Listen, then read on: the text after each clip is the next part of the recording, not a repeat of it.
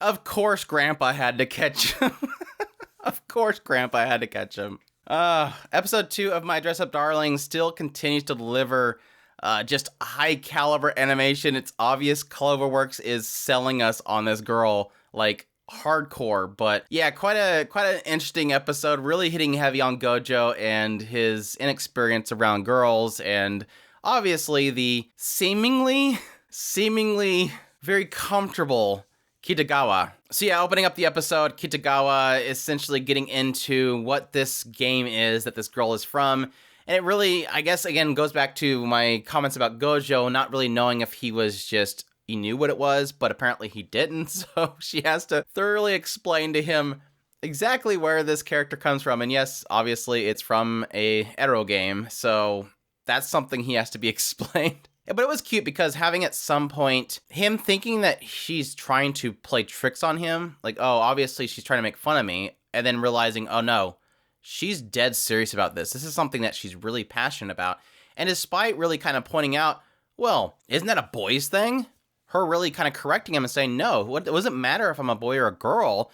If I like something, I like it. And again, hitting back to Gojo and what he's been through, like, oh yes, obviously, that's exactly what I've been saying. It's exactly what I'm thinking. Kind of reminded me of that whole scene in Blue Period, this whole idea of, all these people are geniuses and then constantly going, oh, well, you're obviously a genius, and then realizing, oh, I'm being hypocritical right now. I better stop. But it was just absolutely goofy hearing this girl talk so serious about the fact that she played this game, loved this one character, and because she was like super quiet in this Ero game, and so she kept wanting to play into that character until she eventually got to see these other faces. And as she's super serious talking about this game, on the side you can see these just absolutely not safe for work pictures of this character, and it's like, oh yeah, that face, that was she's so adorable.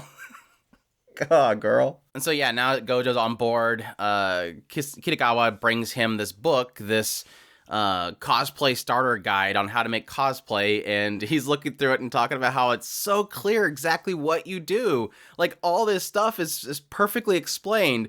And then they both pause, and she's thinking to herself, he's totally thinking about how I couldn't figure this out, even with these clear directions, and he's sure enough thinking the same thing. Oh, I laughed so loud at that part. But yeah, this leads to, yes, Kitagawa going to Gojo's place, even though it's the weekend, and he was going to be starting on Monday. She decides to show up, so she just shows up in order to give him her sizes so that he can measure her and figure out everything, which I knew when the moment she brought that up, I'm like, oh, here we go. This is literally going to be the rest of the episode, isn't it?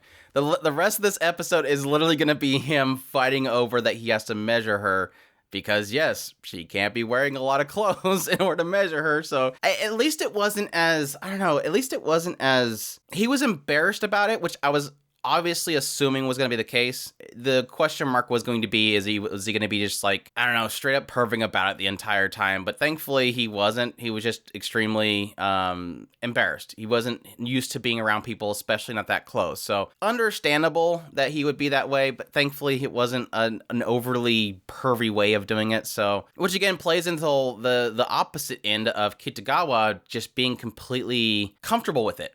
Like, she just really didn't care. Like, okay, well, I'm in my bikini. Here you go. Measure. What are you waiting for? Do it. What are you waiting for? Come on. It was funny because it again goes back to my comments about the first episode, not really getting an idea of Kitagawa. Like, is she just super confident in herself? Does she just not care? Is she so used to being around other people that she doesn't really have those insecurities or anything? But it wasn't until like the inseam that was the one that she was not good with. Like, he was able to measure everything else, shoulders, bust, everything, and even getting into the bust point and all that kind of stuff. But no, the inseam, that was the thing that finally triggered her to have red ears and everything. So she's not 100%. She doesn't have like full confidence there. She's not completely soulless, I guess, is what they wanted to establish there. But it was cute because in the middle of all, again, not really being a pervy perspective of Gojo, just being an insecure and just not being used to people as much as you would really kind of expect. But despite that, as he's kind of stuck with himself and constantly stuck in the embarrassment points of himself, finally having that moment where he realizes, she's serious about this and I'm not taking this seriously.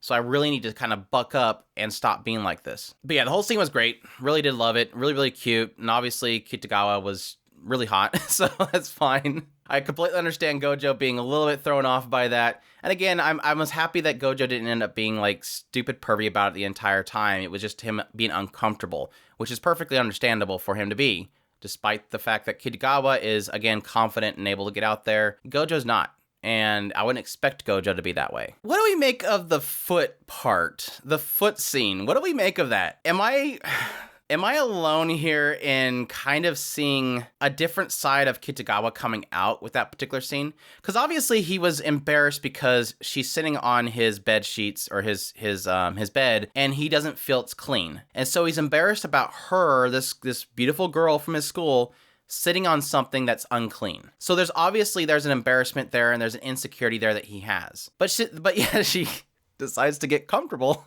and get more and more comfortable laying down on it in suggestive poses. But the thing that was really weird about this scene was at some point he keeps saying it and says, "Get off it, please get off it, I'll get a chair, I'm so sorry, get off it, get off it, get off it." And he keeps pushing it until eventually she sits up and puts her feet on his knees and says, "Do it, like, get the measurements." And it's one of those things where my mind is in like three different areas. The first is just her going, okay, maybe I stepped too far, let's just get this over with. Just do this. Or is it her trying to be dominant of like, shut up and just take my measurements? Like, you're going to get over this. Like, is it her trying to push him out of his insecurities by being a little more forceful? Or my third and crazy theory is, was she acting out of character in that game? Like suddenly out of nowhere, she starts role-playing some dominant character in this video game. I'm wanting it to be the second one. I'm fine with the whole let's get crazy and start getting role-play. That's perfectly fine. I'm actually fine with that one too. But my mind in a more kind of, I guess, pushing it towards slice of life, more, I guess, dramatic beat thing is this idea of that second one where it's her just really saying, look, stop. Like, I'm not that way. Stop being embarrassed. This is perfectly fine. I sat down here. Stop being submissive like this. Like trying to correct him to say, it's okay, dude. Just stop. It's okay. I don't know.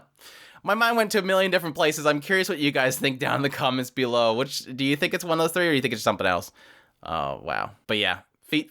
Got a scene for the feet people.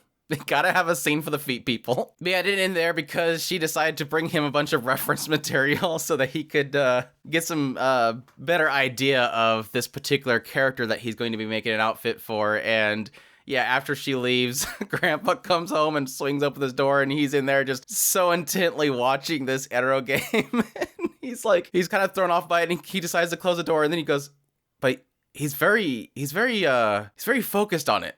And oh wow, he's taking notes. He's taking notes.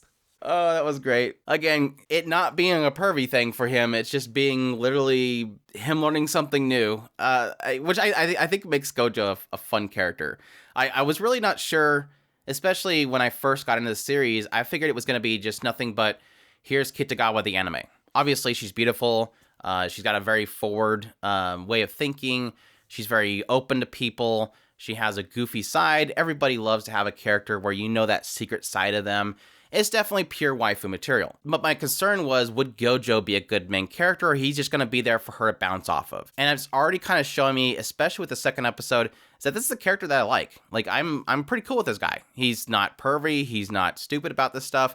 He obviously has insecurities that he's going to get through, but so far they're laying out this is a cool dude, and yes, he's a little bit snippy and every now and then with, again, like the whole, there's this book that can train her everything, and she didn't learn a single thing about it. But yeah, overall, really love this episode. Looking forward to more. It's still hitting good, and I cannot wait for more of it, so hope you guys enjoyed my impressions. If you did, leave a like down below, comment, let me know what you thought of the episode, subscribe if you haven't already, share this if you can, support us on Patreon, I'll throw our tips link in the description below. Definitely appreciate everybody that does, and y'all take care.